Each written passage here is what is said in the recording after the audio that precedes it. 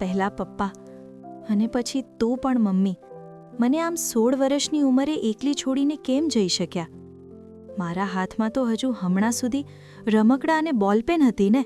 અને આજે તમારા ગયા પછી હું મારા નાનકડા ભાઈઓને જોઉં ને ત્યારે લાગે હું આમ તો કેમ તેને મોટા કરી શકીશ? જ્યારે મને કોઈ પૂછે ને કે તું શું બનવા માંગે છે, ત્યારે હું કહું કે હું તો પહેલેથી જ મોટી બહેન મટીને મા બની ગઈ. વાસણ ઘસીને હું મારા ભાઈઓને ભણાવી તો શું, પણ ખવડાવી પણ નથી શકતી.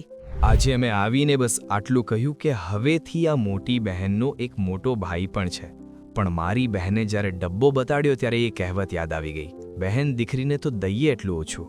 તો મારી આ નાનકડી બહેનનું ઘર ખાલી કેમ? જ્યારે અમે જઈ રહ્યા હતા ત્યારે મેં કૃપાલીને જોઈ અને એના ઘર તરફ જોયું. આ બિસ્માર હાલતનું ઘર અને આ રમવાની ઉંમરે રાશનની ચિંતા કરતી દીકરી, ખરેખર બંને બસ તૂટવાની કગાર પર છે.